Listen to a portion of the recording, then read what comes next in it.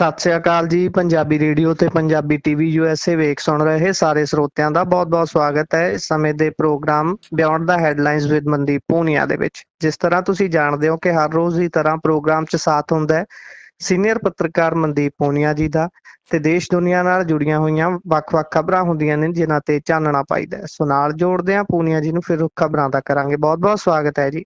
ਜੀ ਸ਼ੁਕਰੀਆ। ਸਤਿ ਸ੍ਰੀ ਅਕਾਲ ਗੁਰਪ੍ਰੀਤ। ਸਤਿ ਸ਼੍ਰੀ ਅਕਾਲ ਜੀ। ਸੋ ਸਭ ਤੋਂ ਪਹਿਲੀ ਖਬਰ ਤੇ ਜੇਕਰ ਆਪਾਂ ਚੱਲੀਏ ਤਾਂ ਗੱਲ ਇਜ਼ਰਾਈਲ ਤੇ ਈਰਾਨ ਦੇ ਵਿਚਾਲੇ ਦੇ ਕਨਫਲਿਕਟ ਦੀ ਕਰ ਲੈਂਦੇ ਹਾਂ। ਕੱਲ ਭਾਰਤੀ ਸਮੇਂ ਦੇ ਹਿਸਾਬ ਦੇ ਨਾਲ ਦੇਰ ਰਾਤ ਤੇ ਅਮਰੀਕੀ ਹਿਸਾਬ ਦੇ ਨਾਲ ਦੁਪਹਿਰ ਕੁ ਜਿਹੇ ਨੂੰ ਟਰੰਪ ਹੁਣੀ ਟਵੀਟ ਕਰਦੇ ਨੇ, ਟਰੁਥ ਸੋਸ਼ਲ ਤੇ ਪੋਸਟ ਕਰਦੇ ਨੇ ਕਿ ਸਾਰੀ ਦੁਨੀਆ ਨੂੰ ਦੱਸਣ ਦੇ ਲਈ ਕਿ ਆਉਣ ਵਾਲੇ 24 ਘੰਟਿਆਂ ਦੇ ਵਿੱਚ ਪੂਰਨ ਤੌਰ ਤੇ ਸੀਜ਼ ਫਾਇਰ ਹੋ ਜਾਊਗਾ। ਹਾਲਾਂਕਿ ਉਸੇ ਅਨਾਊਂਸਮੈਂਟ ਤੋਂ ਕੁਝ ਸਮਾਂ ਪਹਿਲਾਂ ਹੀ US ਦੇ ਜਿਹੜੇ ਬੇਸ ਸੀ ਕਤਰ ਦੇ ਵਿੱਚ, ਉਹਨਾਂ ਦੇ ਉੱਪਰ ਹਮਲਾ ਕੀਤਾ ਗਿਆ ਸੀ ਈਰਾਨ ਦੇ ਵੱਲੋਂ। ਇਹ ਸਭ ਦੇ ਵਿਚਾਲੇ ਇਹ ਜਿਹੜੀ ਜੀਓਪੋਲਿਟਿਕਸ ਛਿੜੀ ਦੇ ਵਿੱਚ ਤਣਾਤਣੀ ਛਿੜੀ ਹੋਈ ਹੈ। ਇਹਦੇ ਵਿੱਚ ਹੁਣ ਖਬਰ ਆ ਰਹੀ ਹੈ ਕਿ ਇਹ ਜਿਹੜੀ ਗੱਲ ਕਹੀ ਗਈ ਸੀ ਸੀਜ਼ ਫਾਇਰ ਵਾਲੀ, ਉਹ ਨਾਕਾਮ ਸਾਬਤ ਹੋਈ ਹੈ ਜੀ। ਇੱਕ ਵਾਰ ਫਿਰ ਤੋਂ ਇੱਕ ਦੂਜੇ ਤੇ ਹਮਲੇ ਸ਼ੁਰੂ ਨੇ। ਹਾਂਜੀ, ਇਸ 'ਚ ਇਹੀ ਨਿਕਲ ਕੇ ਆ ਰਿਹਾ ਗਾ ਕਿ ਜਦੋਂ ਸੀਜ਼ ਫਾਇਰ ਅਨਾਊਂਸ ਹੁੰਦਾ ਹੈ ਉਦੋਂ 2.5 ਘੰਟੇ ਬਾਅਦ ਹੀ ਈਰਾਨ ਨੇ ਇਜ਼ਰਾਈਲ ਤੇ 6 ਬੈਲਿਸਟਿਕ ਮਿਸਾਈਲਾਂ ਛੱਡੀਆਂ ਸੀਗੀਆਂ ਤੇ ਇੱਕ ਮਿਸਾਈਲ ਬਿਸ਼ਰਬਾ ਸ਼ਹਿਰ ਦੀ ਇਮਾਰਤ ਤੇ ਵੀ ਲੱਗੀ ਜਿੱਥੇ 5 ਲੋਕਾਂ ਦੀ ਡੈਥ ਹੋ ਗਈ ਤੇ 20 ਲੋਕ ਘਾਇਲ ਹੋਏ। ਈਰਾਨੀ ਹਮਲੇ ਦੇ ਜਵਾਬ 'ਚ ਇਜ਼ਰਾਈਲ ਨੇ ਵੀ ਆਪਣੀ ਸੈਨਾ ਨੂੰ ਤਹਿਰਾਨ ਦੇ ਵਿੱਚ ਹਮਲੇ ਕਰਨ ਦੇ ਆਦੇਸ਼ ਦਿੱਤੇ ਸੀ, ਜਿਸ 'ਚ ਇਜ਼ਰਾਈਲ ਨੇ ਈਰਾਨ ਦੀ ਰਾਜਧਾਨੀ ਤਹਿਰਾਨ 'ਚ ਇੱਕ ਰਡਾਰ ਸਾਈਟ ਤੇ ਹਮਲਾ ਕੀਤਾ। ਇਸ ਤੋਂ ਇਲਾਵਾ ਆਪਾਂ ਜੇ ਗੱਲ ਕਰ ਲਈਏ ਤੇ ਇਹ ਵੀ ਦੱਸਿਆ ਜਾ ਰਿਹਾ ਗਾ ਕਿ ਜਿਹੜੇ ਕੁਛ ਹਵਾਈ ਹਮਲਿਆਂ 'ਚ ਈਰਾਨ ਦੇ ਇੱਕ ਸੂਚਨਾ ਜਿਹੜਾ ਆਪਾਂ ਕਹੀਏ ਕਿ ਖੂਫੀਆ ਵਿਭਾਗ ਦੇ ਜੁਆਇੰਟ ਡਾਇਰੈਕਟਰ ਦੀ ਮੌਤ ਦੀ ਵੀ ਖਬਰ ਆ ਰਹੀ ਹੈ। ਦੁਬਾਰੇ ਤੋਂ ਫਿਰ ਡੋਨਾਲਡ ਟਰੰਪ ਨੇ ਮਤਲਬ ਟਵੀਟ ਕੀਤਾ ਕਿ the ceasefire is now in effect, please don't violate it.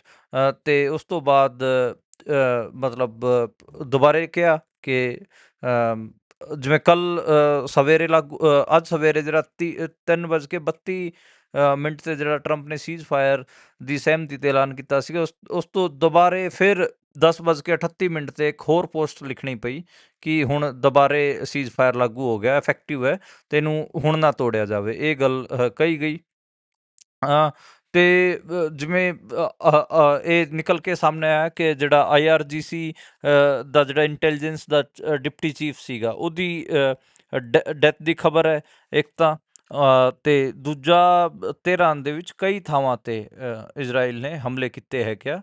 ਤੇ ਹੁਣ ਟਰੰਪ ਨਾਲ ਗੱਲਬਾਤ ਹੋ ਚੁੱਕੀ ਹੈ ਨੇਤਨਯਾਹੂ ਦੀ ਤੇ ਉਹਨਾਂ ਨੇ ਹਮਲਿਆਂ ਤੇ ਰੋਕ ਲਾ ਦਿੱਤੀ ਹੈ। ਤੇ ਇਜ਼ਰਾਈਲ ਨੇ ਜਦੋਂ ਟਰੰਪ ਉਹਨਾਂ ਨਾਲ ਗੱਲਬਾਤ ਹੋ ਰਹੀ ਸੀ ਨੇਤਨਯਾਹੂ ਦੀ, ਤਾਂ ਉਹਨਾਂ ਨੇ ਕਿਹਾ ਕਿ ਅਸੀਂ ਪਹਿਲਾਂ ਫਾਇਰ ਨਹੀਂ ਕੀਤਾ, ਅਸੀਂ ਤਾਂ ਜਵਾਬ ਦਿੱਤਾ ਸੀਗਾ। ਸੀਜ਼ ਫਾਇਰ ਦਾ ਉਲੰਘਣ ਪਹਿਲਾਂ ਈਰਾਨ ਨੇ ਕੀਤਾ ਸੀਗਾ ਤੇ ਅਸੀਂ ਤਾਂ ਜਵਾਬੀ ਕਾਰਵਾਈ ਕੀਤੀ ਸੀਗੀ। ਤੇ ਹੁਣ ਈਰਾਨ ਵੀ ਮੰਨ ਗਿਆ ਹੈਗਾ ਉੱਦਾਂ। ਤੇ ਇਹਦੇ 'ਚ ਨਾ ਇੱਕ ਚੀਜ਼ ਤੇ ਗੱਲ ਨਹੀਂ ਹੋ ਰਹੀ ਗੁਰਪ੍ਰੀਤ, ਉਹ ਹੈਗੀ ਆ ਕਿ ਮਤਲਬ ਇਹ ਨਹੀਂ ਕਿ ਈਰਾਨ ਬਹੁਤ ਕਮਜ਼ੋਰ ਸੀਗਾ। ਹੋਰਮੂਜ਼ ਸਟ੍ਰੇਟ ਬਾਰੇ ਕੋਈ ਵੀ ਨਹੀਂ ਕਹਿ ਰਿਹਾ, ਜਿਹਨੂੰ ਰੋਕਣ ਦੀ ਧਮਕੀ ਈਰਾਨ ਦੇ ਰਿਹਾ ਸੀਗਾ। ਇਹ ਸਾਰੇ ਅਰਬ ਮੁਲਕ ਨੇ ਉਹ ਇਸੇ ਰੂਟ ਤੇ ਹੀ ਦੇ ਕਰਕੇ ਹੀ ਕਮਾਈ ਕਰਦੇ ਨੇ ਤੇ ਚੀਨ ਦੀ ਤੇਲ ਦੀ ਸਪਲਾਈ ਵੀ ਇਸੇ ਰੂਟ ਤੋਂ ਜਾਂਦੀ ਹੈਗੀ ਆ। ਤੇ ਜਦੋਂ ਹੋਰਮੂਜ਼ ਸਟ੍ਰੇਟ ਦੀ ਗੱਲ ਆਈ ਉਸ ਤੋਂ ਬਾਅਦ ਮੈਨੂੰ ਲੱਗਦਾ ਗਾ ਕਿ ਬਹੁਤ ਸਾਰਾ ਇੰਟਰਨੈਸ਼ਨਲੀ ਪ੍ਰੈਸ਼ਰ ਪਿਆ, ਖਾਸ ਕਰ ਬਿਜ਼ਨਸ ਕਮਿਊਨਿਟੀ ਤੇ ਕੋਰਪੋਰੇਟ। ਦੇਖੋ ਕੋਰਪੋਰੇਟਸ ਜਦੋਂ ਪ੍ਰੈਸ਼ਰ ਪੈਂਦਾ ਗਾ ਉਹ ਫਿਰ ਆਪਣੇ ਖਿੱਤੇ ਦੀ ਸਰਕਾਰਾਂ ਨੂੰ ਵੀ ਕਹਿੰਦੇ ਨੇ। ਤੇ ਮਤਲਬ ਇਹ ਇੱਥੋਂ ਤੱਕ ਵੀ ਮਾਮਲਾ ਸੀਗਾ, ਜੇ ਹੋਰਮੂਜ਼ ਸਟ੍ਰੀਟ ਤੇ ਕੁਛ ਹੋ ਜਾਂਦਾ ਤਾਂ ਫਿਰ ਅਮਰੀਕਾ ਦੇ ਜਿਹੜੇ ਪਾਵਰ ਪਲਾਂਟ ਹੈਗੇ ਆ ਉਹਨਾਂ ਤੋਂ ਲੈ ਕੇ ਇੰਡੀਆ ਦੇ ਜਿਹੜੇ ਪੈਟਰੋਲ ਪੰਪ ਹੈਗੇ ਆ, ਚੀਨ ਦੇ ਜਿਹੜੇ ਪੈਟਰੋਲ ਪੰਪ ਹੈਗੇ ਆ, ਸਾਰੇ ਫਸ ਜਾਂਦੇ। ਕਿਉਂਕਿ ਆਪਾਂ ਨੂੰ ਪਤਾ ਕਿ 90% ਤੇਲ ਹੈਗਾ ਚੀਨ ਦਾ, ਇੰਡੀਆ ਦਾ, ਉਹ ਇਸੇ ਰਾਹ ਤੋਂ ਆਉਂਦਾ ਹੈਗਾ। ਤੇ ਹੋਰਮੂਜ਼ ਸਟ੍ਰੇਟ ਨੂੰ ਲੈ ਕੇ ਇੱਕ ਮਤਲਬ ਬੇਸਿਕਲੀ ਇੱਕ ਇਹ ਪਤਲਾ ਜਿਹਾ ਜਲ ਰਾਸਤਾ ਹੈਗਾ ਸਮੁੰਦਰ ਦੇ ਰਾਹ ਤੋਂ। ਇਹ ਫਾਰਸ ਦੀ ਜਿਹੜੀ ਖਾੜੀ ਹੈ, ਓਮਾਨ ਦੀ ਖਾੜੀ, ਉੱਤੋਂ ਲੈ ਕੇ ਅਰਬ ਸਾਗਰ ਤੱਕ ਇਹ ਉਸ ਪੂਰੇ ਇਲਾਕੇ ਨੂੰ ਜੋੜਦਾ ਹੈਗਾ। ਤੇ ਇਹਦੇ ਨਾਰਥ 'ਚ ਈਰਾਨ ਹੈਗਾ ਤੇ ਦੱਖਣ 'ਚ ਓਮਾਨ ਅਤੇ ਸੰਯੁਕਤ ਅਰਬ ਅਮੀਰਾਤ ਹੈਗੇ ਆ। ਤੇ ਇਹਦੇ ਆਲੇ ਦੁਆਲੇ ਹੀ ਸਾਰੇ ਜਿਹੜੇ ਆਪਾਂ ਕਹਿ ਲਈਏ ਕਿ ਆਇਲ ਉਤਪਾਦਨ ਕਰਨ ਵਾਲੇ ਮੁਲਕ ਹੈਗੇ ਆ, ਤੇ ਇਸੇ ਰਾਸਤੇ ਰਾਹੀਂ ਹੀ ਦੁਨੀਆ ਭਰ ਨੂੰ ਤੇਲ ਦੀ ਸਪਲਾਈ ਕੀਤੀ ਜਾਂਦੀ ਹੈ। ਇਸੇ ਕਰਕੇ ਇਹ ਜਿਹੜਾ ਹੋਰਮੂਜ਼ ਸਟ੍ਰੇਟ ਨੂੰ ਰੋਕਣ ਦੀ ਜਿਹੜੀ ਧਮਕੀ ਈਰਾਨ ਵੱਲੋਂ ਦਿੱਤੀ ਗਈ, ਉਸ ਤੋਂ ਬਾਅਦ ਦੁਨੀਆ ਭਰ ਚ ਹਲਚਲ ਹੋਈ ਹੈ। ਹੋਰਮੂਜ਼ ਸਟ੍ਰੇਟ ਤਕਰੀਬਨ 167 ਕਿਲੋਮੀਟਰ ਲੰਬਾ ਹੈਗਾ, ਤੇ ਦੋਵਾਂ ਮੁਹਾਨਿਆਂ ਤੇ 50 ਕਿਲੋਮੀਟਰ ਦੀ ਚੜਾਈ ਤਕਰੀਬਨ ਮੰਨੀ ਜਾਂਦੀ ਹੈ, ਤੇ ਸਭ ਤੋਂ ਜੀ ਸੰਕਰਾ ਇਹ 33 ਕਿਲੋਮੀਟਰ ਦੇ ਆਲੇ ਦੁਆਲੇ ਹੈਗਾ। ਤੇ ਜਿੰਨਾ ਵੀ ਸਮੁੰਦਰੀ ਟ੍ਰੈਫਿਕ ਹੈਗਾ ਉਹ ਸਾਰਾ ਉਹਦੇ ਵਾਸਤੇ ਇਹਨਾਂ ਨੇ 3 ਕਿਲੋਮੀਟਰ ਦੀ ਸ਼ਿਪਿੰਗ ਲੇਨ ਬਣਾ ਰੱਖੀ ਹੈ, ਤੇ ਉਹ ਸ਼ਿਪਿੰਗ ਲੇਨ ਤੇ ਮਤਲਬ ਈਰਾਨ ਡਾਇਰੈਕਟ ਉਹ ਰੱਖਦਾ ਗਾ, ਆਪਾਂ ਕਹਿ ਲਈਏ ਕਿ ਕਿਉਂਕਿ ਜਿਵੇਂ ਮੈਂ ਦੱਸ ਰਿਹਾ ਸੀਗਾ ਕਿ ਇਸ ਹੋਰਮੂਜ਼ ਸਟ੍ਰੇਟ ਦੇ ਨਾਰਥ 'ਚ ਈਰਾਨ ਹੈ, ਪੂਰੇ ਵੱਡੇ ਇਲਾਕੇ 'ਚ ਬੈਠਾ ਗਾ। ਜੀ ਜਿਵੇਂ Qatar, Saudi Arab, UAE, Oman, ਇਹ ਸਾਰੇ ਸਾਊਥ 'ਚ ਨੇ, ਤੇ ਇਹ ਇਹਨਾਂ ਦੇ ਕੁਛ ਹਿੱਸੇ ਨੇ। ਈਰਾਨ ਦਾ ਤਾਂ ਇੱਕ ਲੰਬਾ ਹਿੱਸਾ ਇਸ ਪੂਰੇ ਹੋਰਮੂਜ਼ ਸਟ੍ਰੇਟ ਨਾਲ ਪੈਂਦਾ ਗਾ। ਤੇ ਤੁਸੀਂ ਸਹੀ ਕਹਿ ਰਹੇ ਹੋ, ਕਤਰ ਦੇ ਕਈ ਥਾਵਾਂ ਤੇ ਜਿਹੜੇ ਕਿ USA ਦੇ ਬੇਸ ਵੀ ਨੇ, ਉੱਥੇ ਵੀ ਹਮਲਾ ਕਰਨ ਦੀ ਗੱਲ ਆਈ, ਪਰ ਉੱਥੇ ਮਤਲਬ ਉਸ ਕਿਸਮ ਦੇ ਹਜੇ ਉਹ ਖਬਰਾਂ ਨਾ ਅਨਕਨਫਰਮ ਹੀ ਮੰਨੋ, ਠੀਕ ਹੈ। ਤੇ ਜਿਹੜਾ ਅਮਰੀਕਾ ਦੀ ਜਿਹੜੀ ਐਨਰਜੀ ਇਨਫੋਰਮੇਸ਼ਨ ਐਡਮਿਨਿਸਟ੍ਰੇਸ਼ਨ ਹੈ, EIA, ਉਹਦੇ ਮੁਤਾਬਕ ਦੁਨੀਆ ਦੇ ਕੁੱਲ ਪੈਟਰੋਲੀਅਮ ਦਾ ਤਕਰੀਬਨ 20% ਜਿਹੜਾ ਹੈਗਾ ਉਹ ਹੋਰਮੂਜ਼ ਸਟ੍ਰੇਟ ਤੋਂ ਹੋ ਕੇ ਗੁਜ਼ਰਦਾ ਗਾ, ਤੇ ਤਕਰੀਬਨ 1.78 ਕਰੋੜ ਬੈਰਲ ਦੇ ਨੇੜੇ ਤੇੜੇ ਜਿਹੜਾ ਕੱਚਾ ਤੇਲ ਹੈਗਾ ਉਹ ਮਤਲਬ ਇੱਥੋਂ ਜਾਂਦਾ ਹੈਗਾ। ਤੇ ਇਸ ਕਰਕੇ ਇਹ ਬਹੁਤ ਇੰਪੋਰਟੈਂਟ ਰਾਹ ਸੀਗਾ। ਤੇ ਹੋਰਮੂਜ਼ ਸਟ੍ਰੀਟ ਜਿਵੇਂ ਏਸ਼ੀਆਈ ਮੁਲਕ ਨੇ, ਚੀਨ, ਭਾਰਤ, ਇਹ ਤਾਂ ਸਾਰੇ ਉਸੇ ਹੋਰਮੂਜ਼ ਸਟ੍ਰੇਟ ਤੇ ਹੀ ਮਤਲਬ ਡਿਪੈਂਡੈਂਟ ਨੇ। ਇਸ ਕਰਕੇ ਮੈਨੂੰ ਲੱਗ ਰਿਹਾ ਕਿ ਇਹ ਜਿਹੜਾ ਇੰਟਰਨੈਸ਼ਨਲ ਪ੍ਰੈਸ਼ਰ ਪਿਆ, ਉਸ ਕਰਕੇ ਚੀਜ਼ਾਂ ਮਤਲਬ ਇੱਧਰ ਨੂੰ ਮੂਵ ਕੀਤੀਆਂ ਸੀਜ਼ ਫਾਇਰ ਵੱਲ, ਨਹੀਂ ਤਾਂ ਕਾਫੀ ਸਥਿਤੀ ਨਾਜ਼ੁਕ ਸੀਗੀ। ਈਰਾਨ ਨੂੰ ਤਾਂ ਮਤਲਬ ਇਹ ਜਿਹੜਾ ਵੈਸਟ ਸੀਗਾ ਉਹ ਤਾਂ ਸਾਰਾ ਇਸ ਕਿਸਮ ਨਾਲ ਗੱਲ ਕਰ ਰਿਹਾ ਸੀਗਾ ਕਿ ਈਰਾਨ ਨੂੰ ਤਾਂ ਖਤਮ ਹੀ ਕਰ ਦੋ, ਨਕਸ਼ੇ ਤੋਂ ਹੀ ਮਿਟਾ ਦੋ, ਖਾਮੇਨੇਈ ਨੂੰ ਮਾਰ ਦੋ, ਇਸ ਕਿਸਮ ਦੀਆਂ ਗੱਲਾਂ ਚੱਲ ਰਹੀਆਂ ਸੀਗੀਆਂ। ਤੇ ਮੈਨੂੰ ਲੱਗਦਾ ਗਾ ਕਿ ਹੋਰਮੂਜ਼ ਸਟ੍ਰੇਟ ਕਰਕੇ ਬਹੁਤ ਸਾਰੇ ਜਿਹੜੇ ਵੈਸਟ ਦੇ ਪ੍ਰੋਪੇਗੈਂਡਿਸਟ ਸੀਗੇ ਉਹ ਵੀ ਪਿੱਛੇ ਹਟੇ ਨੇ। ਪਰ ਇਹ ਸਭ ਦੇ ਵਿਚਾਲੇ ਜਦੋਂ ਹੁਣ ਸੀਜ਼ ਫਾਇਰ ਪਹਿਲਾਂ ਗੱਲ ਉੱਡੀ, ਫਿਰ ਉਹ ਤੇ ਉਸ ਦਾ ਭੰਗ ਕੀਤਾ ਗਿਆ, ਤੇ ਹੁਣ ਮੈਂ ਵੀਡੀਓ ਵੀ ਦੇਖ ਰਿਹਾ ਸੀ, ਖਾਸਾ ਨਾਰਾਜ਼ ਨਜ਼ਰ ਆ ਰਹੇ ਨੇ ਸਰਪੰਚ ਸਾਹਿਬ। ਉਹਨਾਂ ਨੇ ਕਾਫੀ ਤਲਖ ਸ਼ਬਦ ਵੀ ਵਰਤਿਆ, ਜਿਹੜਾ ਆਮ ਤੌਰ ਤੇ ਇੱਕ ਉਸ ਅਹੁਦੇ ਤੇ ਬੈਠਿਆ ਹੋਇਆ ਬੰਦਾ ਨਹੀਂ ਵਰਤਦਾ। ਪਰ ਹੁਣ ਜੇਕਰ ਇਸ ਤੋਂ ਅੱਗੇ ਚੱਲੀਏ ਤਾਂ ਭਾਰਤ ਦੇ ਨਜ਼ਰੀਏ ਨਾਲ ਦੇਖੀਏ, ਵੱਡੀ ਗਿਣਤੀ ਦੋਵਾਂ ਦੇਸ਼ਾਂ ਦੇ ਵਿੱਚ ਭਾਰਤੀ ਮੌਜੂਦ ਸਨ, ਤੇ ਹੁਣ ਤੱਕ ਕਿੰਨੀ ਕੁ ਗਿਣਤੀ ਹੈ ਜਿਨ੍ਹਾਂ ਨੂੰ ਕੱਢ ਲਿਆ ਗਿਆ ਹੈ। ਖਾਸ ਤੌਰ ਤੇ ਈਰਾਨ ਦੀ ਤਾਂ ਗੱਲ ਕੀਤੀ ਆਪਾਂ ਬੀਤੀ ਦਿਨੀ, ਪਰ ਇਜ਼ਰਾਈਲ ਦੇ ਵਿੱਚੋਂ ਵੀ ਵੱਡੀ ਗਿਣਤੀ ਨੌਜਵਾਨ, ਵੱਡੀ ਗਿਣਤੀ ਕਾਮੇ ਗਏ ਹੋਏ ਨੇ ਉੱਥੇ। ਹਾਂ ਹਾਂ, ਮਤਲਬ ਮੈਂ ਇਸ ਖਬਰ ਤੇ ਵੀ ਆਪਾਂ ਗੱਲ ਕਰਾਂਗੇ। ਪਹਿਲਾਂ ਮੈਂ ਥੋੜਾ ਜਿਹਾ ਇੱਕ ਕਮੈਂਟ ਹੋਰ ਕਰਦਾ। ਡੋਨਾਲਡ ਟਰੰਪ ਇਜ਼ਰਾਈਲ ਤੋਂ ਖੁਸ਼ ਨਹੀਂ ਹਨ। ਉਹਨਾਂ ਨੇ ਮਤਲਬ ਇਜ਼ਰਾਈਲ ਤੇ ਵੀ ਗੱਲ ਕਹੀ ਹੈ।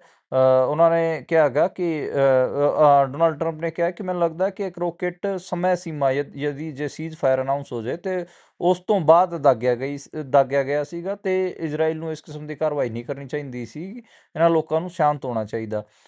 ਇਹ ਗੱਲ ਉਹਨਾਂ ਨੇ ਕਹੀ ਸੀਗੀ। ਬਾਕੀ ਉਹ ਵੀ ਗੱਲ ਨਿਕਲ ਕੇ ਸਾਹਮਣੇ ਆਈ ਕਿ ਜਦੋਂ ਸੀਜ਼ ਫਾਇਰ ਹੋ ਚੁੱਕਿਆ ਹੈਗਾ, ਉਸ ਤੋਂ ਬਾਅਦ ਇਹ ਚੀਜ਼ਾਂ ਨਹੀਂ ਹੋਣੀਆਂ ਚਾਹੀਦੀਆਂ। ਤੇ ਹਜੇ ਤੱਕ ਜੇ ਦੋਵਾਂ ਮੁਲਕਾਂ ਦੀ ਗੱਲ ਕਰ ਲਈਏ, ਈਰਾਨ ਅਤੇ ਇਜ਼ਰਾਈਲ, ਦੋਵਾਂ ਦੇ ਅੰਦਰ ਨਾ ਇੱਕ ਦੂਜੇ ਪ੍ਰਤੀ ਉਹ ਬਹੁਤ ਹੈ, ਸਸਪੈਂਸ ਬਹੁਤ ਹੈ, ਕਿ ਮਤਲਬ ਇਹ ਯਕੀਨ ਨਹੀਂ ਕਰ ਰਹੇ। ਜਿਵੇਂ ਇੰਡੀਆ ਦਾ ਅਤੇ ਪਾਕਿਸਤਾਨ ਦਾ ਸੀਜ਼ ਫਾਇਰ ਅਨਾਊਂਸ ਹੁੰਦਾ, ਉਸ ਤੋਂ ਬਾਅਦ ਦੋਵੇਂ ਮੁਲਕਾਂ ਨੇ ਸਰਵੇਲਾਂਸ ਡਰੋਨ ਛੱਡੇ ਸੀਗੇ, ਉਸ ਤੋਂ ਇਲਾਵਾ ਉਹਨਾਂ ਨੇ ਕੋਈ ਕਾਰਵਾਈ ਨਹੀਂ ਕੀਤੀ ਸੀਗੀ। ਇੱਥੇ ਨਹੀਂ ਮਤਲਬ ਉਹ ਚੀਜ਼ਾਂ ਆਪਾਂ ਨੂੰ ਦੇਖਣ ਨੂੰ ਮਿਲ ਰਿਹਾ। ਅਤੇ ਈਰਾਨ ਕਤਰ ਦੇ ਰੁਖ ਤੋਂ ਵੀ ਖਾਸਾ ਨਾਰਾਜ਼ ਹੈ। ਮਤਲਬ ਈਵਨ ਕਤਰ ਤੇ ਵੀ ਈਰਾਨ ਨੇ ਸਟੇਟਮੈਂਟ ਦਿੱਤੀ ਹੈ ਕਿ ਉਹਨਾਂ ਨੇ ਇਹ ਵੀ ਕਿਹਾ ਹੈਗਾ ਕਿ ਜਿਹੜੇ ਅਮਰੀਕਾ ਦੇ ਸੈਨਿਕ ਟਿਕਾਣੇ ਹੈਗੇ ਆ, ਉਹ ਉਹਨਾਂ ਤੇ ਜਿਹੜਾ ਹਮਲਾ ਹੋਇਆ ਹੈਗਾ ਉਹਦਾ ਕਤਰ ਨਾਲ ਕੋਈ ਲੈਣਾ ਦੇਣਾ ਨਹੀਂ। ਤੇ ਇਹ ਕਿਹਾ ਹੈਗਾ ਕਿ ਜਿਹੜਾ ਇਹਨਾਂ ਦੇ ਫੋਰਨ ਮਿਨਿਸਟਰੀ ਹੈਗੇ ਉਹਦੇ ਪ੍ਰਵਕਤਾ ਨੇ ਇਸਮਾਈਲ ਬਕਾਈ, ਉਹਨਾਂ ਦਾ ਕਹਿਣਾ ਹੈ ਕਿ ਈਰਾਨ ਦੀ ਕਾਰਵਾਈ ਆਤਮ ਰੱਖਿਆ ਦਾ ਕਦਮ ਸੀਗੀ। ਯਾਨੀ ਕਿ ਉਹ ਕਤਰ ਤੇ ਆਰੋਪ ਲੱਗ ਰਹੇ ਸੀਗੇ, ਪਰ ਹੁਣ ਇਹ ਈਰਾਨ ਵੀ ਇਹ ਗੱਲ ਕਹਿ ਰਿਹਾ ਹੈਗਾ ਕਿ ਕਤਰ ਦਾ ਕੋਈ ਲੈਣਾ ਦੇਣਾ ਨਹੀਂ ਹੈ। ਹੁਣ ਮਤਲਬ ਇਹੀ ਮੈਂ ਕਹਿ ਰਿਹਾ ਹੈਗਾ ਕਿ ਬਹੁਤ ਅਨਵੈਰੀਫਾਈਡ ਚੀਜ਼ਾਂ ਚੱਲ ਰਹੀਆਂ ਨੇ, ਜਿਹੜਾ ਅਮਰੀਕਾ ਦੇ ਸੰਨੇ ਟਿਕਾਣਿਆਂ ਤੇ ਜਿਹੜੀ ਹਮਲਿਆਂ ਦੀ ਗੱਲ ਹੈ। ਹਾਲਾਂਕਿ ਯੂਨਾਈਟਿਡ ਨੇਸ਼ਨ ਦੇ ਜਿਹੜੇ ਮਹਾਸਚਿਵ ਨੇ ਉਹਨਾਂ ਨੇ ਲੈਟਰ ਵੀ ਲਿਖਿਆ ਹੈਗਾ, ਤੇ ਲੈਟਰ ਲਿਖ ਕੇ ਇਰਾਨੀ ਹਮਲੇ ਹੈਗੇ ਉਹਨਾਂ ਦੀ ਨਿੰਦਾ ਵੀ ਕੀਤੀ ਹੈ, ਤੇ ਮਤਲਬ ਕਿਹਾ ਹੈਗਾ ਕਿ ਇਹ ਗਲਤ ਹੈ। ਮਤਲਬ ਕਲੈਰਿਟੀ ਕਿਸੇ ਨੂੰ ਨਹੀਂ ਹੈ, ਮਤਲਬ ਬਹੁਤ ਆਪਾਂ ਕਹਿ ਲਈਏ ਕਿ ਬਹੁਤ ਅਜੀਬ ਅਜੀਬ ਕਿਸਮ ਦੀਆਂ ਖਬਰਾਂ ਆ ਰਹੀਆਂ ਨੇ ਹਜੇ ਵੀ, ਤੇ ਬਹੁਤ ਉਹ ਹੈ ਆਪਾਂ ਕਹੀਏ ਕਿ ਬਹੁਤ ਦੁਚਿੱਤੀ ਨੇ ਦੁਚਿੱਤੀ 'ਚ ਹੈਗੇ ਆ ਲੋਕ, ਮਤਲਬ ਉਹਨਾਂ ਦੀ ਡੁਐਲਿਟੀ ਦਿਮਾਗਾਂ 'ਚ ਹੈਗੀ ਆ ਕਿ ਸੀਜ਼ ਫਾਇਰ ਹੋ ਗਿਆ ਹੈਗਾ, ਕਿ ਵਾਇਲੇਟ ਹੋ ਰਿਹਾ ਹੈਗਾ। ਇਹ ਸਾਰੀ ਤੇ ਇਹ ਚੀਜ਼ਾਂ ਲਗਾਤਾਰ ਚੱਲ ਰਹੀਆਂ ਨੇ।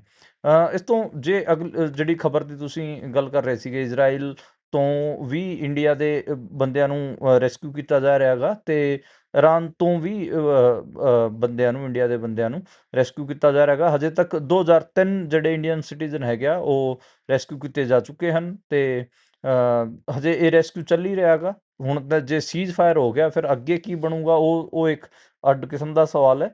ਪਰ ਹਜੇ ਇੰਡੀਆ ਐਕਟਿਵ ਦਿਖ ਰਿਹਾ ਹੈਗਾ ਰੈਸਕਿਊ ਕਰਨ 'ਚ, ਤੇ 3 ਦਿਨਾਂ ਦੇ ਅੰਦਰ ਉਹਨਾਂ ਨੇ 3 ਐਕਸਟਰਾ ਇਵੈਕੂਏਸ਼ਨ ਫਲਾਈਟਸ ਨਿਰਧਾਰਿਤ ਕਰ ਰੱਖੀਆਂ ਹਨ, ਤੇ ਉਹਦੇ 'ਚ ਕਿਹਾ ਜਾ ਰਿਹਾ ਹੈਗਾ ਕਿ ਹੋਰ ਬੰਦਿਆਂ ਨੂੰ ਵੀ ਕੱਢਿਆ ਜਾਊਗਾ। ਦੇਖੋ ਜਿਹੜੇ ਖਾੜੀ ਵਾਲੇ ਮੁਲਕ ਨੇ, 6 ਮੁਲਕ ਨੇ, ਇਹਨਾਂ 'ਚ ਤਕਰੀਬਨ 90 ਲੱਖ ਲੋਕ ਇੰਡੀਆ ਦੇ ਕੰਮ ਕਰਦੇ ਨੇ। ਸਭ ਤੋਂ ਜ਼ਿਆਦਾ ਯੂਨਾਈਟਿਡ ਅਰਬ ਅਮੀਰਾਤ 'ਚ ਹੈਗੇ ਆ, 35 ਲੱਖ ਦੇ ਨੇੜੇ ਤੇੜੇ। 26 ਲੱਖ ਲੋਕ ਸਾਊਦੀ ਅਰਬ 'ਚ ਇੰਡੀਆ ਦੇ ਕੰਮ ਕਰਦੇ ਨੇ, 11 ਲੱਖ ਕੁਵੈਤ 'ਚ ਕੰਮ ਕਰਦੇ ਨੇ, ਪੌਣੇ 8 ਲੱਖ ਕਤਰ 'ਚ ਕੰਮ ਕਰਦੇ ਨੇ, ਪੌਣੇ 8 ਲੱਖ ਦੇ ਨੇੜੇ ਤੇੜੇ ਹੀ ਓਮਾਨ ਦੇ ਵਿੱਚ ਕੰਮ ਕਰਦੇ ਨੇ, ਬਹਿਰੀਨ ਦੇ ਵਿੱਚ 3.5 ਲੱਖ ਲੋਕ ਕੰਮ ਕਰਦੇ ਨੇ।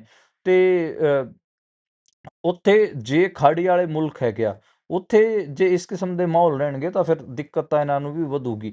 ਬਾਕੀ ਜਿਵੇਂ ਮੈਂ ਕਹਿ ਰਿਹਾ ਗਾ ਕਿ ਹੁਣ ਉੱਥੇ ਚੀਜ਼ਾਂ ਮਤਲਬ 2-3 ਦਿਨ ਤਾਂ ਚੀਜ਼ਾਂ ਨੋਰਮਲ ਨਹੀਂ ਹੋਣਗੀਆਂ, ਪਰ ਅੱਗੇ ਚੀਜ਼ਾਂ ਉੱਥੇ ਨੋਰਮਲ ਹੋਣਗੀਆਂ, ਕਿਉਂਕਿ ਇਰਾਨ ਜਿਹੜਾ ਅੱਗੇ ਇਰਾਨ 'ਤੇ ਜੇ ਅਟੈਕ ਹੋਣਗੇ ਤਾਂ ਫਿਰ ਇਰਾਨ ਬੇਸਿਕਲੀ ਬਿਜ਼ਨਸਿਸ ਨੂੰ ਅਫੈਕਟ ਕਰਨ ਤੱਕ ਜਾਊਗਾ। ਤੇ ਹੋਰਮੂਜ਼ ਸਟ੍ਰੇਟ ਤੇ ਜੇ ਗੱਲ ਆਈ ਤਾਂ ਫਿਰ ਮੈਨੂੰ ਲੱਗਦਾ ਵਾ ਕਿ ਦੁਨੀਆ ਭਰ 'ਚ ਲੋਕ, ਦੁਨੀਆ ਭਰ ਦੇ ਮੁਲਕ ਫਿਰ ਸੀਜ਼ ਫਾਇਰ ਵਾਸਤੇ ਹੀ, ਪੀਸ ਵਾਸਤੇ ਹੀ ਜ਼ੋਰ ਮਾਰਨਗੇ।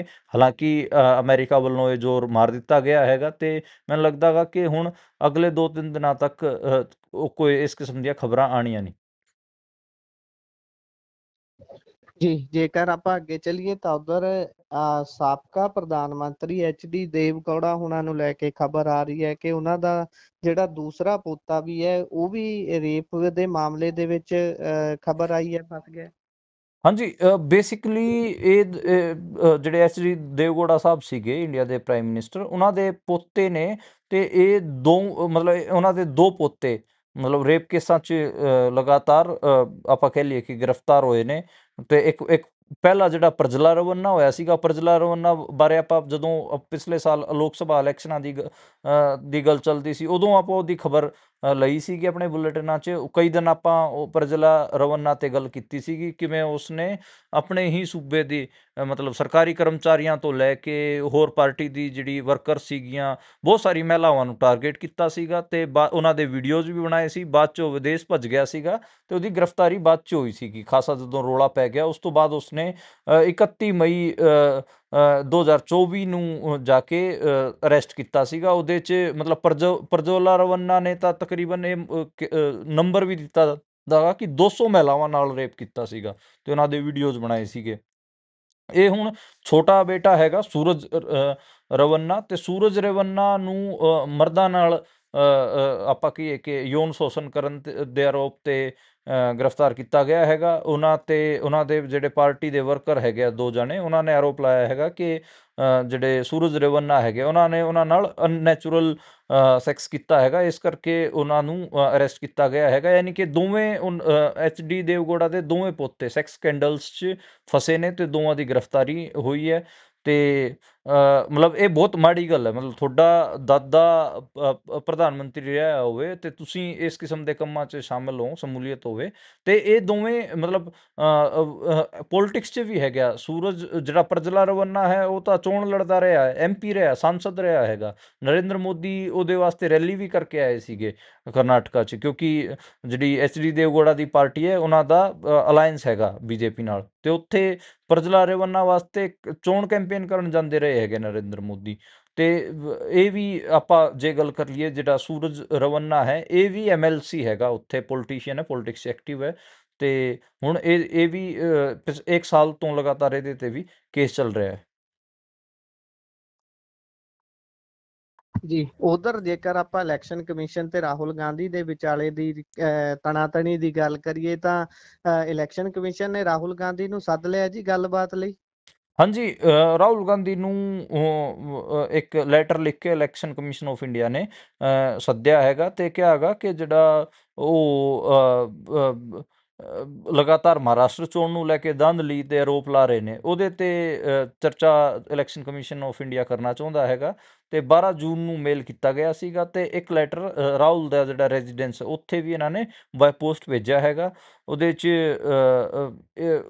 ਇਲੈਕਸ਼ਨ ਕਮਿਸ਼ਨ ਆਫ ਇੰਡੀਆ ਨੇ ਜਿਹੜਾ ਲੈਟਰ ਲਿਖਿਆ ਉਹਦੇ 'ਚ ਕੁਝ ਚੀਜ਼ਾਂ ਨੇ। ਉਹਦੇ 'ਚ ਇੱਕ ਤਾਂ ਇਹ ਹੈ ਕਿ ਜਿਹੜਾ ਇੰਡੀਆ ਦੀ ਪਾਰਲੀਮੈਂਟ 'ਚ ਜਿਹੜਾ ਇਲੈਕਟੋਰਲ ਲੋ ਪਾਰਿਤ ਕੀਤਾ ਗਿਆ ਹੈਗਾ, ਉਹਦੇ ਨਿਯਮ ਉਤੇ ਜਿਹੜੇ ਕਾਨੂੰਨ ਹੈਗੇ ਆ, ਉਹ ਸਾਰਿਆਂ ਨੂੰ ਇਲੈਕਸ਼ਨ ਕਮਿਸ਼ਨ ਆਫ ਇੰਡੀਆ ਬਹੁਤ ਸਖਤੀ ਨਾਲ ਲਾਗੂ ਕਰਕੇ ਹੀ ਮੁਲਕ 'ਚ ਜਿਹੜੇ ਇਲੈਕਸ਼ਨ ਹੈਗੇ ਆ ਉਹ ਕਰਵਾਉਂਦਾ ਹੈਗਾ। ਤੇ ਮਹਾਰਾਸ਼ਟਰ ਵਿਧਾਨ ਸਭਾ ਚੋਣਾਂ ਵਿੱਚ ਵੀ ਉਹਨਾਂ ਨੇ ਉਸੇ ਹਿਸਾਬ ਨਾਲ ਉਹਨਾਂ ਰੂਲਾਂ ਮੁਤਾਬਕ ਹੀ ਇਲੈਕਸ਼ਨ ਆਰਗੇਨਾਈਜ਼ ਕੀਤੇ ਸੀਗੇ। ਤੇ ਉਹਨਾਂ ਨੇ ਇਹ ਕਿਹਾ ਹੈਗਾ ਕਿ ਉਹਨਾਂ ਨੇ ਫਿਰ ਅੱਗੇ ਪੂਰਾ ਡੇਟਾ ਦੱਸਿਆ ਹੋਇਆ ਹੈ ਕਿ ਅਸੀਂ ਇੰਨੇ ਲੋਕ ਲਾਏ, ਇੰਨੇ ਇਲੈਕਸ਼ਨ ਓਬਜ਼ਰਵਰ, ਇਲੈਕਟੋਰਲ ਰਜਿਸਟ੍ਰੇਸ਼ਨ ਆਫਿਸਰ ਵਗੈਰਾ ਵਗੈਰਾ, ਇਹ ਅਸੀਂ ਉੱਥੇ ਉਹਨਾਂ ਦੀ ਡਿਊਟੀਆਂ ਨਿਯੁਕਤ ਕੀਤੀਆਂ ਸੀਗੀਆਂ। ਤੇ ਫਿਰ ਤੁਸੀਂ ਕਿਉਂ ਸਾਡੇ ਤੇ ਇਸ ਕਿਸਮ ਦੇ ਆਰੋਪ ਲਾ ਰਹੇ ਹੋ? ਜੇ ਤੁਹਾਨੂੰ ਕੋਈ ਕਿਸੇ ਕਿਸਮ ਦੀ ਸਾਨੂੰ ਤਾਂ ਕੋਈ ਗੜਬੜੀ ਦਿਖ ਨਹੀਂ ਰਹੀ। ਜੇ ਤੇ ਉਸ ਤੋਂ ਇਲਾਵਾ ਉਹਨਾਂ ਨੇ ਕਿਹਾ ਕਿ ਉਸ ਲੈਟਰ 'ਚ ਕਿਹਾ ਗਿਆ ਹੈਗਾ ਕਿ ਤੁਸੀਂ ਇੱਕ ਵਾਰ ਆ ਕੇ ਮਿਲੋ, ਆਪਾਂ ਗੱਲਬਾਤ ਕਰਦੇ ਹਾਂ, ਫਿਰ ਦੇਖਦੇ ਹਾਂ। ਹੁਣ ਉਹ ਤੇ ਮੀਡੀਆ ਦੀ ਜਿਹੜੀ ਅਨਵੈਰੀਫਾਈਡ ਖਬਰਾਂ ਨੇ ਉਹਦਾ ਉਹ ਕੀ ਉਹਨਾਂ ਦਾ ਕੀ ਮਤਲਬ ਹੈ? ਤੇ ਇਸ ਕਿਸਮ ਦੀਆਂ ਗੱਲਾਂ ਨੇ ਇਸ ਲੈਟਰ 'ਚ। ਬਾਕੀ ਦੇਖੋ ਉਹ ਮਿਲ ਕੇ ਆਉਣਗੇ ਰਾਹੁਲ ਗਾਂਧੀ, ਉਸ ਤੋਂ ਬਾਅਦ ਹੀ ਪਤਾ ਲੱਗੂਗਾ ਕਿ ਕੀ ਜਵਾਬ ਦਿੱਤੇ ਗਏ ਹਨ। ਬਾਕੀ ਤਾਂ ਦੇਖੋ ਇਲੈਕਸ਼ਨ ਕਮਿਸ਼ਨ ਆਫ ਇੰਡੀਆ ਨੇ ਜਿਹੜਾ ਚੰਡੀਗੜ੍ਹ 'ਚ ਜਿਸ ਨੇ ਤੁਹਾਨੂੰ ਯਾਦ ਹੋਊਗਾ ਕਿ ਇੱਕ ਉਹ ਸੀਗਾ ਆਪਣਾ ਇਲੈਕਸ਼ਨ ਕਮਿਸ਼ਨ ਆਫ ਇੰਡੀਆ ਦਾ ਹੀ ਇੱਕ ਅਧਿਕਾਰੀ ਸੀਗਾ, ਅਨਿਲ ਮਸੀਹ, ਉਹਨੇ ਬੈਲਟ ਪੇਪਰਾਂ ਨਾਲ ਛੇੜਖਾਨੀ ਕਰਕੇ ਕਾਂਗਰਸ ਨੂੰ ਹਰਾਇਆ ਸੀਗਾ ਮੇਅਰ ਚੋਣਾਂ ਦੌਰਾਨ। ਉਹਦੇ ਤੇ ਵੀ ਕੋਈ ਖਾਸ ਕਾਰਵਾਈ ਤਾਂ ਹੋਈ ਨਹੀਂ। ਮੈਨੂੰ ਲੱਗਦਾ ਹੈਗਾ ਕਿ ਜੇ ਰਾਹੁਲ ਗਾਂਧੀ ਹੋਰਾਂ ਕੋਲ ਕਾਂਗਰਸ ਕੋਲ ਸੱਚੀਓ ਮਹਾਰਾਸ਼ਟਰ ਵਿਧਾਨ ਸਭਾ ਚੋਣਾਂ ਨੂੰ ਲੈ ਕੇ ਗੜਬੜੀਆਂ ਦੇ ਕੋਈ ਸਬੂਤ ਹੈਗੇ, ਮੈਨੂੰ ਨਹੀਂ ਲੱਗਦਾ ਕਿ ਕੋਈ ਕਾਰਵਾਈ ਉਹਦੇ ਤੇ ਹੋਊਗੀ। ਨਾ ਤਾਂ ਉੱਥੇ ਜਿਹੜੀ BJP ਦੀ ਅਤੇ ਜਿਹੜਾ ਏਕਨਾਥ ਸ਼ਿੰਦੇ ਹੋਰਾਂ ਦੀ ਜਿਹੜੀ ਗਵਰਨਮੈਂਟ ਹੈ ਉਹ ਪੂਰੇ 5 ਸਾਲ ਚੱਲੂਗੀ, ਉਹਨੂੰ ਵੀ ਉਹ ਕਿਤੇ ਨਹੀਂ ਹਟਾ ਰਹੇ। ਇਲੈਕਸ਼ਨ ਕਮਿਸ਼ਨ ਆਫ ਇੰਡੀਆ ਉਹਨੂੰ ਵੀ ਨਹੀਂ ਹਟਾਉਣ ਜਾ ਰਿਹਾ। ਤੇ ਮਤਲਬ ਠੀਕ ਹੈ, ਅੱਗੇ ਵਾਸਤੇ ਕੀ ਪਤਾ ਕਿ ਕੀ ਹੁੰਦਾ ਗਾ। ਮਤਲਬ ਉਹ ਦੇਖਣਾ ਪਊਗਾ ਕਿ ਅੱਗੇ ਕੋਈ ਸਟ੍ਰਿਕਟ ਰੂਲ ਬਣਦੇ ਨੇ ਜਾਂ ਨਹੀਂ ਬਣਦੇ। ਹਾਲਾਂਕਿ ਇਲੈਕਸ਼ਨ ਕਮਿਸ਼ਨ ਆਫ ਇੰਡੀਆ ਚੱਲ ਤਾਂ ਉਲਟਾ ਹੀ ਰਿਹਾ, ਮਤਲਬ ਉਹਨੇ ਉਲਟੇ ਚਾਲੇ ਪਾਏ ਹੋਏ ਨੇ। ਤੇ ਉਹਦੇ 'ਚ ਇੱਕ ਤਾਂ ਇਹ ਹੈ ਕਿ ਜਿਵੇਂ ਪਹਿਲਾਂ ਉਹ ਜਿਹੜੀ ਰਿਕਾਰਡਿੰਗ ਸੀਗੀਆਂ, ਵੀਡੀਓਜ਼ ਰਿਕਾਰਡਿੰਗ ਹੁੰਦੀਆਂ ਸੀਗੀਆਂ, ਉਹਦੇ ਬਾਰੇ ਇਲੈਕਸ਼ਨ ਕਮਿਸ਼ਨ ਆਫ ਇੰਡੀਆ ਨੇ ਸਾਫ਼ ਕਹਿ ਦਿੱਤਾ ਕਿ ਅਸੀਂ 45 ਦਿਨਾਂ ਅੰਦਰ ਉਹਨਾਂ ਨੂੰ ਡਿਲੀਟ ਕਰ ਦਿਆਂਗੇ, ਤੇ ਉਹਨੂੰ ਕਿਸੇ ਨੂੰ ਨਹੀਂ ਦਿਖਾਵਾਂਗੇ, ਨਾ ਉਹਨਾਂ ਨੂੰ ਪਬਲਿਕ ਕਰਾਂਗੇ, ਕਿਉਂਕਿ ਉਹਦੇ ਕਰਕੇ ਜਿਹੜੇ ਵੋਟਰਸ ਹੈਗੇ ਉਹਨਾਂ ਦੀ ਸਿਕਿਉਰਿਟੀ ਨੂੰ ਖਤਰਾ ਹੋ ਸਕਦਾ ਹੈਗਾ। ਇਸ ਕਿਸਮ ਦੀਆਂ ਗੱਲਾਂ ਕਹਿ ਕੇ ਮਤਲਬ ਇਲੈਕਸ਼ਨ ਕਮਿਸ਼ਨ ਆਫ ਇੰਡੀਆ ਤਾਂ ਪਹਿਲਾਂ ਹੀ ਡਿਗਰੇਡ ਹੋ ਰਿਹਾ ਹੈਗਾ। ਪੱਲਾ ਝਾੜ ਰਹੇ ਨੇ ਆਪਣਾ ਜੀ। ਜੇਕਰ ਅੱਗੇ ਚੱਲੀਏ ਤਾਂ ਉਧਰ ਕਹਿੰਦੇ ਵੀ ਸੂਰਤ ਦੇ ਵਿੱਚ, ਉੱਤਰ ਪ੍ਰਦੇਸ਼ ਦੇ ਵਿੱਚ ਮੀਂਹ ਕਾਫੀ ਕਹਿਰ ਨਾਲ ਵਰਸ ਰਿਹਾ ਹੈ ਤੇ ਸਕੂਲ ਬੰਦ ਕਰਨੇ ਪਏ ਨੇ, ਇਸੇ ਦੇ ਚੱਲਦਿਆਂ ਬਾੜ ਵਰਗਾ ਮਾਹੌਲ ਹੈ। ਜੀ ਬਿਲਕੁਲ, ਗੁਜਰਾਤ ਦੇ ਵਿੱਚ, ਉੱਤਰ ਪ੍ਰਦੇਸ਼ ਦੇ ਵਿੱਚ ਖਾਸੀ ਦਿੱਕਤਾਂ ਆ ਰਹੀਆਂ ਨੇ। ਉੱਥੇ ਬਹੁਤ ਸਾਰੇ ਸ਼ਹਿਰ ਇੱਦਾਂ ਦੇ ਹੈਗੇ ਜਿੱਥੇ ਮੌਨਸੂਨ ਦੀ ਐਂਟਰੀ ਕਰਕੇ, ਮਤਲਬ ਪਹਿਲੀ ਬਾਰਿਸ਼ ਹੋਈ ਹੈ ਮੌਨਸੂਨ ਦੀ, 10 ਇੰਚ ਕਿਤੇ 12 ਇੰਚ ਇਸ ਕਿਸਮ ਦੀ ਬਾਰਿਸ਼ ਹੋਈ ਹੈ, ਉਸੇ ਨੇ ਹੀ ਉਹਨਾਂ ਇਲਾਕਿਆਂ 'ਚ ਬਾੜ ਵਰਗੇ ਮਾਹੌਲ ਬਣਾ ਦਿੱਤੇ ਹਨ। ਮਤਲਬ ਬੇਸਿਕਲੀ ਤਾਂ ਦੇਖੋ ਸ਼ਹਿਰਾਂ ਦੇ ਇੰਡੀਆ ਦੇ ਜਿਹੜੇ ਸ਼ਹਿਰ ਨੇ ਉਹਨਾਂ ਦੇ ਸੀਵੇਜ ਸਿਸਟਮ ਇੰਨੇ ਬੇਕਾਰ ਨੇ, ਡਰੇਨੇਜ ਸਿਸਟਮ ਇੰਨੇ ਬੇਕਾਰ ਨੇ ਕਿ ਉਹ ਸੀਜ਼ਨ ਦੀ ਇੱਕ ਤਗੜੀ ਬਾਰਿਸ਼ ਨਹੀਂ ਚੱਲ ਸਕਦੇ। ਉੱਥੇ ਆਪਾਂ ਦੇਖਦੇ ਹਾਂ ਕਿ ਇੰਡੀਆ ਦੀ ਕਿੰਨੀਆਂ ਵੀਡੀਓਜ਼ ਵਾਇਰਲ ਹੁੰਦੀਆਂ ਨੇ ਜਿੱਥੇ ਸੜਕਾਂ 'ਤੇ ਪਾਣੀ ਖੜਾ ਹੁੰਦਾ ਹੈ 3-3 4-4 ਫੁੱਟ, ਅਤੇ ਗੱਡੀਆਂ ਤੈਰ ਰਹੀਆਂ ਹੁੰਦੀਆਂ ਨੇ। ਕਈ ਵਾਰ ਆਪਾਂ ਇਸ ਕਿਸਮ ਦੀਆਂ ਵੀਡੀਓਜ਼ ਦੇਖਦੇ ਹਾਂ ਕਿ ਜਿਹੜੇ ਕਾਰ ਚਲਾਉਣ ਵਾਲੇ ਡਰਾਈਵਰ ਹੁੰਦੇ ਉਹ ਮਸਾਂ ਆਪਣੀ ਜਾਨ ਬਚਾਉਂਦੇ ਹੁੰਦੇ, ਗੱਡੀਆਂ ਨੂੰ ਛੱਡ ਕੇ ਭੱਜਦੇ ਨੇ ਪਾਣੀ 'ਚ। ਅਤੇ ਉਹੀ ਹਾਲ ਦੁਬਾਰੇ ਤੋਂ ਇਹ ਮੌਨਸੂਨ ਦੀ ਫਸਟ ਬਾਰਿਸ਼ ਨੇ ਕਰ ਦਿੱਤਾ ਹੈ। ਪਹਿਲਾਂ ਆਪਾਂ ਗੱਲ ਕਰ ਰਹੇ ਸੀਗੇ ਕਿ ਮਤਲਬ ਕੀ ਬਣੂਗਾ, ਮਾਨਸੂਨ ਆਊਗਾ ਕਦੋਂ ਆਊਗਾ, ਵਰਖਾ ਦਾ ਕੀ ਬਣੂਗਾ, ਮੀਂਹ ਕਦ ਪਊਗਾ, ਇਸ ਕਿਸਮ ਦੀਆਂ ਗੱਲਾਂ ਕਰ ਰਹੇ ਸੀ। ਜਦੋਂ ਆ ਗਿਆ ਤਾਂ ਫਿਰ ਹੁਣ ਆਪਾਂ ਗੱਲਾਂ ਕਰ ਰਹੇ ਹਾਂ ਕਿ ਦੇਖੋ ਬਾੜ ਵਰਗੇ ਮਾਹੌਲ ਹੋ ਗਏ ਹੈਗੇ ਆ। ਅਤੇ ਇਹ ਤਾਂ ਮਤਲਬ ਕਹੋ ਕਿ ਬਹੁਤ ਟਫ ਸਥਿਤੀ ਹੈਗੀ ਆ ਬਹੁਤ ਸਾਰੇ ਸੂਬਿਆਂ ਦੇ ਵਿੱਚ, ਬਹੁਤ ਸਾਰੇ ਸ਼ਹਿਰਾਂ ਦੇ ਵਿੱਚ। ਅਰੁਣਾਚਲ ਪ੍ਰਦੇਸ਼, ਅਸਮ, ਮੇਘਾਲਿਆ, ਨੌਰਥ ਈਸਟ ਦੇ ਜਿਹੜੇ ਸੂਬੇ ਨੇ ਉੱਥੇ ਤਾਂ ਜਿਵੇਂ ਮਿਜ਼ੋਰਾਮ, ਉੱਥੇ ਤਾਂ ਬਹੁਤ ਜ਼ਿਆਦਾ ਬਾਰਿਸ਼ ਹੋ ਰਹੀ ਹੈ। ਹੁਣ ਜਿਹੜੇ ਜਿਸ ਹਿਸਾਬ ਨਾਲ ਉੱਤਰ ਪ੍ਰਦੇਸ਼, ਗੋਆ ਅਤੇ ਗੁਜਰਾਤ, ਇਹ 3 ਸੂਬਿਆਂ ਦੇ ਵਿੱਚ 2-3 ਦਿਨਾਂ ਅੰਦਰ ਬਾਰਿਸ਼ ਪਈ ਹੈ, ਮੀਂਹ ਪਿਆ ਗਾ। ਉੱਥੇ ਵੀ ਸਥਿਤੀ ਬਹੁਤ ਨਾਜ਼ੁਕ ਬਣੀ ਹੋਈ ਹੈ। ਅਜੇ ਪੰਜਾਬ 'ਚ ਉਨਾ ਮੀਂਹ ਨਹੀਂ ਪਿਆ, ਪੰਜਾਬ 'ਚ ਸਿਰਫ 3.1 mm ਬਾਰਿਸ਼ ਹੋਈ ਹੈ। ਹਰਿਆਣੇ 'ਚ ਸਿਰਫ 1 mm ਬਾਰਿਸ਼ ਹੋਈ ਹੈ। ਅਤੇ ਜੇ ਇੱਥੇ ਵੀ ਦੇਖਾਂਗੇ, ਜੇ ਇੱਥੇ ਵੀ 10-10, 12-12, 15-15 mm ਪਾਣੀ ਮੀਂਹ ਪੈ ਗਿਆ, ਉਸ ਤੋਂ ਬਾਅਦ ਪਤਾ ਲੱਗੂਗਾ ਕਿ ਕਿੰਨਾ ਕਿ ਇਹਨਾਂ ਦੋਵੇਂ ਸੂਬਿਆਂ ਦੇ ਜਿਹੜੇ ਸ਼ਹਿਰ ਨੇ ਸਰਵਾਈਵ ਕਰ ਪਾਉਂਦੇ ਨੇ। ਜੀ ਜੀ। ਸੋ ਜੇਕਰ ਕਰੋਨਾ ਦੀ ਗੱਲ ਕਰ ਲਈਏ ਤਾਂ ਕਰੋਨਾ ਵਾਇਰਸ ਦਾ ਹੁਣ ਮੌਜੂਦਾ ਦਿਨਾਂ ਦੇ ਵਿੱਚ ਕੀ ਹਾਲ ਹੈ? ਕਿੰਨੇ ਕੁ ਮਾਮਲੇ ਵੱਧਦੇ ਨਜ਼ਰ ਆ ਰਹੇ ਨੇ ਜਾਂ ਫਿਰ ਕੋਈ ਠੱਲ ਪਈ ਹੈ? ਠੱਲ ਪੈ ਗਈ ਹੈ ਗੁਰਪ੍ਰੀਤ। ਪਿਛਲੇ 12 ਦਿਨਾਂ ਅੰਦਰ ਮਤਲਬ 3000 ਦੇ ਨੇੜੇ ਤੇੜੇ ਲੋਕ ਠੀਕ ਹੋਏ ਨੇ, ਕੇਸ ਘਟੇ ਨੇ। ਹੁਣ ਸਿਰਫ 4000 ਐਕਟਿਵ ਕੇਸ ਰਹਿ ਗਿਆ ਹੈਗਾ ਇੰਡੀਆ ਦੇ ਵਿੱਚ।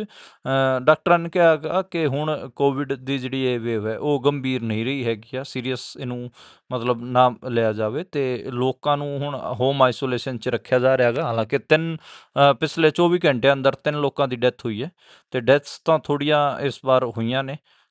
ਸਭ ਤੋਂ ਜ਼ਿਆਦਾ ਜੇ ਆਪਾਂ ਗੱਲ ਕਰ ਲਈਏ ਡੈਥਸ ਦੀ ਤਾਂ ਉਹ ਕੇਰਲਾ 'ਚ ਅਤੇ ਮਹਾਰਾਸ਼ਟਰ ਦੇ ਵਿੱਚ ਹੋਈਆਂ ਨੇ। ਉਸ ਤੋਂ ਬਾਅਦ ਜੇ ਆਪਾਂ ਗੱਲ ਕਰ ਲਈਏ ਤਾਂ ਮਤਲਬ ਜਿਵੇਂ ਪੰਜਾਬ 'ਚ ਵੀ ਡੈਥ ਹੋਈਆਂ ਨੇ, ਹਰਿਆਣਾ ਬਚਿਆ ਹੋਇਆ, ਦਿੱਲੀ 'ਚ 17 ਡੈਥ ਹੋਈਆਂ ਨੇ, ਅਤੇ ਪੰਜਾਬ 'ਚ 3 ਡੈਥਸ ਨੇ, ਅਤੇ ਹੁਣ 86 ਲੋਕ ਰਿਕਵਰ ਕਰ ਚੁੱਕੇ ਨੇ। 58 ਕੇਸ ਹਜੇ ਵੀ ਪੰਜਾਬ 'ਚ ਐਕਟਿਵ ਨੇ, ਅਤੇ ਉਹਨਾਂ ਨੂੰ ਹੋਮ ਆਈਸੋਲੇਸ਼ਨ ਆਪਣੇ ਘਰਾਂ 'ਚ ਆਈਸੋਲੇਟ ਕੀਤਾ ਗਿਆ ਹੈਗਾ। ਜੀ। ਸੋ ਜੇਕਰ ਆਪਾਂ ਅਗਲੀ ਖਬਰ ਦਾ ਰੁਖ ਕਰ ਲਈਏ ਤਾਂ ਉਧਰ ਉੜੀਸਾ ਤੋਂ ਖਬਰ ਆ ਰਹੀ ਹੈ ਕਿ ਉੜੀਸਾ ਦੇ ਵਿੱਚ 2 ਨੌਜਵਾਨਾਂ ਦਾ ਅੱਧਾ ਸਿਰ ਕਹਿ ਲਈਏ ਵੀ ਗੰਜਾ ਕਰ ਦਿੱਤਾ ਗਿਆ। ਉਸ ਤੋਂ ਬਾਅਦ ਉਹਨਾਂ ਨੂੰ ਘਾਹ ਖਿਲਾਇਆ ਗਿਆ। ਇਹ ਸਾਰਾ ਇਸ ਕਰਕੇ ਕੀਤਾ ਗਿਆ ਕਿ ਉਹਨਾਂ ਤੇ ਸ਼ੱਕ ਸੀ ਕਿ ਉਹ ਗਊ ਦੀ ਤਸਕਰੀ ਕਰਦੇ ਨੇ, ਗਾਂ ਦੀ ਤਸਕਰੀ ਕਰਦੇ ਨੇ, ਤੇ ਉਹਨਾਂ ਨੂੰ ਰੱਜ ਕੇ ਕੁੱਟਿਆ ਵੀ ਗਿਆ ਹੈ। ਇਹ ਘਟਨਾ ਜਿਹੜੀ ਹੈ ਇਸ ਤੇ ਰਾਹੁਲ ਗਾਂਧੀ ਨੇ ਵੀ ਬਿਆਨ ਜਾਰੀ ਕੀਤਾ ਹੈ। ਕੀ ਹੈ ਜੀ ਇਹ ਸਾਰੀ ਗੱਲਬਾਤ? ਹਾਂਜੀ, ਇਹ ਬੇਸਿਕਲੀ 2 ਦਲਿਤਾਂ ਦੇ ਮੁੰਡੇ ਸੀਗੇ। ਉਹਨਾਂ ਦੇ ਜਿਹੜੇ ਸਿਰ ਸੀਗੇ ਉਹ ਅੱਧੇ ਗੰਜੇ ਕੀਤੇ ਗਏ, ਉਹਨਾਂ ਨੂੰ ਕੁੱਟਿਆ ਗਿਆ ਬਹੁਤ ਬੁਰੇ ਤਰੀਕੇ ਨਾਲ, ਉਹਨਾਂ ਨੂੰ ਗਾਹ ਖਵਾਈ ਗਈ, ਅਤੇ ਉਸ ਤੋਂ ਬਾਅਦ ਨਾਲੀ ਦਾ ਪਾਣੀ ਪਿਆਇਆ ਗਿਆ। ਮਤਲਬ ਬਹੁਤ ਆਪਾਂ ਕਹਿ ਲਈਏ ਕਿ ਬਹੁਤ ਨਿਰਮਮਤਾ, ਬਹੁਤ ਦੁਖਦ ਘਟਨਾ ਹੈਗੀ ਆ, ਅਤੇ ਸਿਰਫ ਸ਼ੱਕ ਸੀਗਾ। ਅਤੇ ਇਹ ਸਾਰਾ ਕੁਛ ਕੀਤਾ ਜੀ ਜਿਹੜੇ ਹਿੰਦੂਤਵਾ ਦੇ ਉੱਥੇ ਗਰੁੱਪ ਐਕਟਿਵ ਨੇ ਉੜੀਸਾ 'ਚ, ਗੋਰੱਖਿਆ ਦੇ ਨਾਂ 'ਤੇ, ਉਹਨਾਂ ਨੇ ਇਹ ਕੀਤਾ ਹੈਗਾ। ਅਤੇ ਉਹਨਾਂ ਨੂੰ ਛੱਡਣ ਵਾਸਤੇ 30,000 ਰੁਪਏ ਵੀ ਮੰਗੇ ਉਹਨਾਂ ਨੇ, ਗੋਰੱਖਿਆ ਵਾਲਿਆਂ ਨੇ, ਅਤੇ ਉਹ ਸਾਰਾ ਕੁਛ ਵੀਡੀਓ 'ਚ ਵੀ ਕੈਦ ਹੈਗਾ। ਅਤੇ ਆਪ ਹਿਸਾਬ ਲਾਓ ਕਿ ਦਲਿਤਾਂ ਨਾਲ ਇਸ ਕਿਸਮ ਦੇ ਜਿਹੜੇ ਵਾਇਲੈਂਸ ਹੈ ਇਹ ਹਿੰਦੂਤਵਾ ਦੇ ਗਰੁੱਪ ਪਹਿਲਾਂ ਵੀ ਕਰਦੇ ਰਹੇ ਹੈਗੇ। ਹਰਿਆਣੇ 'ਚ ਵੀ ਹੋਇਆ ਗਾ। 3-4 ਦਲਿਤਾਂ ਦੇ ਮੁੰਡੇ ਸੀਗੇ, ਉਹਨਾਂ ਨੂੰ ਸਾਲ 2003 ਦੀ ਘਟਨਾਕ੍ਰਮ ਹੈਗਾ, ਝੱਜਰ 'ਚ ਉੱਥੇ ਕੁੱਟ ਕੇ ਮਾਰ ਦਿੱਤਾ ਸੀਗਾ ਹਿੰਦੂਤਵਾ ਸੰਗਠਨਾਂ ਵਾਲਿਆਂ ਨੇ ਕਿ ਗਾਂ ਦੀ ਤਸਕਰੀ ਕਰਦੇ ਨੇ ਕਹਿ ਕੇ। ਬੇਸਿਕਲੀ ਆਪਾਂ ਨੂੰ ਪਤਾ ਹੈ ਕਿ ਇਸ ਕਿਸਮ ਦਾ ਜਦੋਂ ਇਨਵੈਸਟੀਗੇਸ਼ਨ ਹੁੰਦਾ ਨਿਕਲਦਾ ਕੁਛ ਨਹੀਂ। ਉਹ ਉਸ ਇਲਾਕੇ 'ਚ ਆਪਣਾ ਦਬਦਬਾ ਬਣਾਉਣ ਵਾਸਤੇ ਹੀ ਇਹ ਸਾਰੇ ਮਤਲਬ ਹਿੰਦੂਤਵਾ ਦੇ ਗਰੁੱਪ ਇਸ ਕਿਸਮ ਨਾਲ ਕੁੱਟਮਾਰ ਕਰਦੇ ਨੇ। ਮੁਸਲਮਾਨਾਂ ਨਾਲ, ਦਲਿਤਾਂ ਨਾਲ, ਜਾਂ ਕਹਿ ਲਏ ਇੱਕ ਮਾਈਨੋਰਿਟੀਜ਼ ਨਾਲ ਇਸ ਕਿਸਮ ਦਾ ਧੱਕਾ ਇਹ ਲੋਕ ਕਰਦੇ ਨੇ। ਆਦਿਵਾਸੀਆਂ ਨਾਲ ਵੀ ਇਸ ਕਿਸਮ ਦਾ ਇਹ ਲੋਕ ਕਰਦੇ ਰਹੇ ਨੇ। ਪਰ ਮੁਲਕ ਸੰਵਿਧਾਨ ਦੇ ਅਕੋਰਡਿੰਗ ਚੱਲਦਾ ਹੈਗਾ। ਇਹਨਾਂ ਨੂੰ ਮੈਨੂੰ ਲੱਗਦਾ ਗਾ ਕਿ ਸਜ਼ਾ ਤਾਂ ਹੋਊਗੀ, ਅਤੇ ਮੁੱਦਾ ਰਾਹੁਲ ਗਾਂਧੀ ਨੇ ਵੀ ਚੱਕਿਆ ਹੈਗਾ। ਦੇਖਦੇ ਹਾਂ ਅੱਗੇ ਬਣਦਾ ਕੀ ਹੈ। ਜੀ।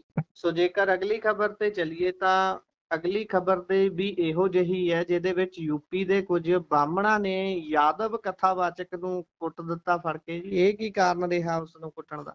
ਹਾਂਜੀ, ਇਹ ਜਿਹੜੀ ਖਬਰ ਹੈ ਇਹ ਇਟਾਵਾ ਤੋਂ ਆਈ। ਇਟਾਵਾ ਦੇ ਵਿੱਚ ਬਾਹਮਣਾ ਨੇ ਇੱਕ ਯਾਦਵ ਜਾਤੀ ਦੇ ਕਥਾਵਾਚਕ ਦਾ ਸਰਮੁੰਡ ਦਿੱਤਾ, ਉਹਨੂੰ ਵੀ ਗੰਜਾ ਕਰਤਾ ਤੇ ਉਹਨੂੰ ਕੁੱਟਿਆ।